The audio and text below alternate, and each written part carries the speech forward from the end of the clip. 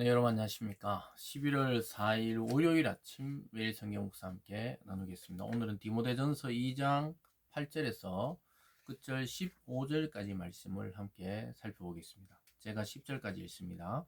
그러므로 각처에서 남자들이 분노와 다툼이 없이 거룩한 손을 들어 기도하기를 원하노라. 또 이와 같이 여자들도 단정하게 옷을 입으며 소박함과 정결로서 자기를 단장하고 따은 머리와 금이나 진주나 값진 옷으로 하지 말고 오직 선행으로 하기를 원하노라. 이것이 하나님을 경외한다 하는 자들에게 마땅한 것이니라. 아멘. 오늘 본문의 내용을 중심으로 힘쓰고 추구해야 할 바른 가치, 힘쓰고 추구해야 할 바른 가치, 이런 제목으로 말씀을 함께 나누겠습니다. 이 디모데전서 2장 앞부분에서는 모든 이들의 구원을 위해서 기도하고 간구하라고 교회에 당부하고 있습니다. 즉 하나님의 뜻은 모든 사람이 구원받기를 원하는 것이 하나님의 속마음이라고 바울은 이야기하고 있습니다.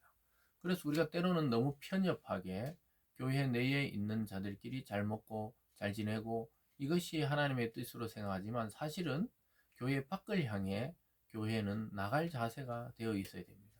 그것이 선교 또는 전도 이렇게 말할 수가 있겠죠.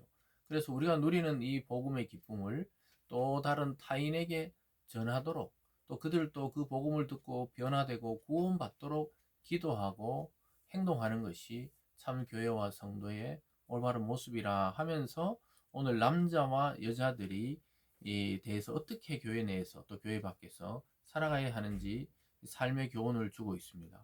왜냐하면 앞에 우리가 1장 할 때 이 에베소 교회 일부 성도들 중에 남자나 여자 중에 다른 교훈을 가르치는 거짓 교사들 또 다른 교훈을 받아들이고 그 영향을 받아서 부적절하게 행동해서 다툼과 분노를 일으키는 사람들이 있었고 또 화려하게 단장해서 마치 이방 우상을 섬기는 그 제사 의식처럼 옷을 입고 다니는 이 여성들이 있었던 것 같아요.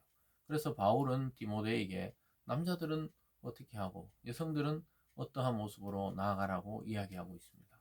오늘날 흔히 말하는 남녀 차별이나 남녀 평등의 문제가 아니고 복음 안에서 성도로서 어떻게 살아가야 되는지 구체적인 삶의 지침을 내립니다. 그래서 8절에서 그러므로 각처에서 남자들이 분노와 다툼이 없이 거룩한 손을 들어 기도하기를 원한다 이렇게 되어 있습니다. 왜냐하면은 거짓 교사들의 영향을 받으니까 다툼이 생기는 거예요. 왜냐 성경 해석이 다르고 추구하는 바가 다르고 또 완전히 이 거짓 교사들의 영향을 받은 자들은 예수 그리스도의 복음만으로는 부족하다 이렇게 가르치기 때문에 자기들이 종교적 우월주의를 가지고 이야기하기 때문에 계속 분내고 다투고 있었습니다. 근데 그렇게 하지 말라고 지금 이야기합니다. 바울이 원하는 것은 거룩한 손을 들어 기도하기를 원한다 이렇게 말하고 있습니다. 거룩한 손이란 것은 이 청결한 마음과 진실한 삶을 토대로 한 그런 기도입니다. 기도에만 빠져 있으라는 것이 아니라 우리 삶과 우리 양심의 이 정결함을 가지고 하나님 앞에 기도하기를 원한다고 이야기하고 있습니다. 그래서 모든 사람을 위해 기도하는 그러한 성도가 되라고 앞에서 이야기했듯이 구원에 대해서 또 타인의 복음을 듣는 그러한 환경에 대해서 신경을 써야 된다는 거예요. 그래서 이 당시는 남성들이 주로 교회 리더들인 경우들이 많이 있었습니다.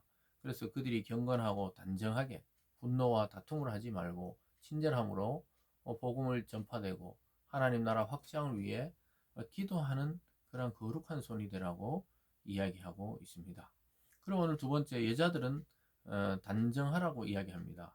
9절에 보면 또 이와 같이 여자들도 단정하게 옷을 입으며 소박함과 정절로서 자기를 단장하고 따은 머리와 금이나 진주나 값진 옷으로 하지 말라.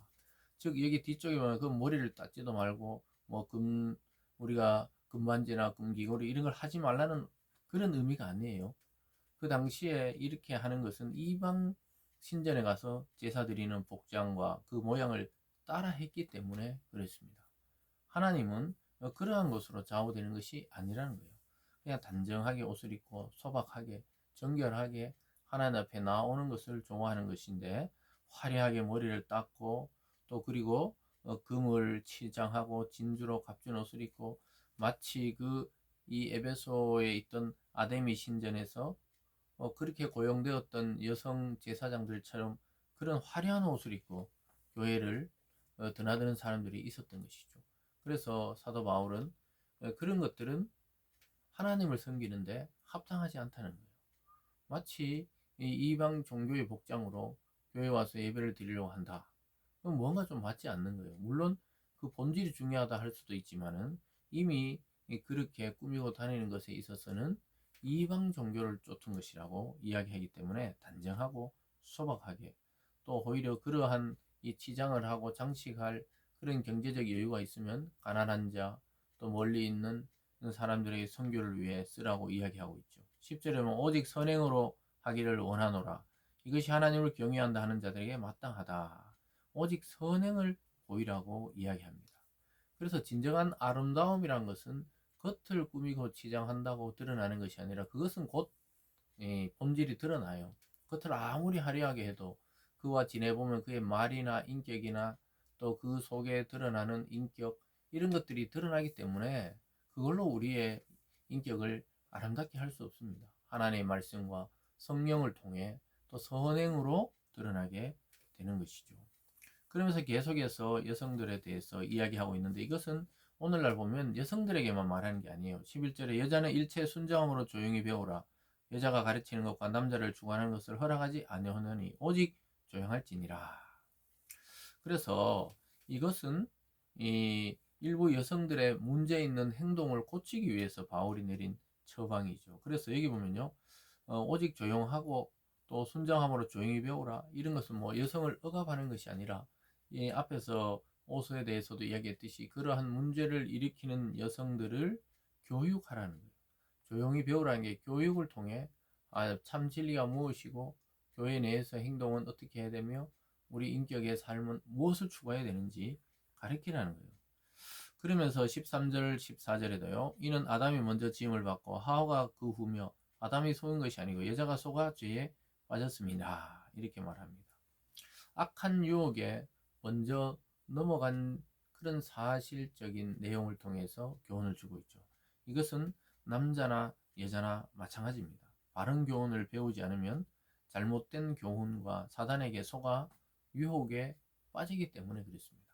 그래서 여성의 문제로 그 당시에는 국한해 볼 수 있지만 이것은 오늘날 교회 내에서 신앙이 미성숙하고 인격이 미성숙할 때는 성경의 교훈과 가르침을 통해 점점 그리스도를 닮을 방향으로 인도해야 되는 것이죠. 그렇지 않으면은 속아 죄에 빠지게 됩니다. 남자나 여자나 마찬가지라는 거예요. 그래서 우리가 이 문화적 배경과 그 상황을 가지고 해석하고 그 다음에 오늘날 적용할 수가 있어야 되죠. 15절에 그러나 여자들이 만일 정숙함으로 믿음과 사랑과 거룩함에 거하면 그의 해산함으로 구원을 얻으리라. 그래서 그 당시에 이 출산에 대해서 이 혼인에 대해서 안 하는 게 낫다고 거짓 교사들이 가르치니까 바울은 그렇지 않다는 거예요. 믿음과 사랑과 거룩함으로 결혼하고 또 출산하고 이 해산하는 것은 아주 유익하다는 거예요. 그게 구원과 아무런 연관이 없다는 거예요. 결혼과 출산은 아주 하나님 주신 복이지, 그것이 결혼을 안 하고 홀로 사는 것이 더 거룩하다, 이런 것이 아니라고 말하고 구원의 지장이 전혀 없다고 이야기하는 것입니다. 사랑하는 여러분, 그래서 우리가 힘쓰고 추구해야 될 것은 하나님을 향한 바른 교훈, 즉 복음의 가치입니다. 우리가 그래서 이 세상과 또 잘못된 가르침에 빠져서 참 본질을 놓치지 말고 인생을 낭비하지 말고 오직 복음 안에서 이 자유함을 누리면서도 타인을 향한 배려, 또 사회를 향한 배려, 또 그리고 신앙이 연약한 자들을 위해서 우리의 인격을 다듬고 자제해야 되는 영역이 무엇인지를 오늘 삶의 실천을 통해 가르치고 있습니다. 그래서 이 교훈을 통해서 우리가 힘쓰고 추구해야 될 것은 내가 더 우월하다는 그런 분노와 다툼이 아니라 겸손과 선행으로 그리스도의 향기를 나의 주위에, 내 삶에 드러나게 하는 것을 추구해야 되는 것입니다.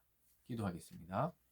사랑의 하나님 아버지, 우리의 교만을 버리고 그리스도의 겸손을 배우게 하여 주셔서 우리의 인격과 삶을 통해 그리스도의 향기가 드러나는 그러한 인생과 그러한 삶이 되어질 수 있도록 우리를 인도하여 주시옵소서. 감사드리며 예수님 이름으로 기도드리옵나이다. 아멘.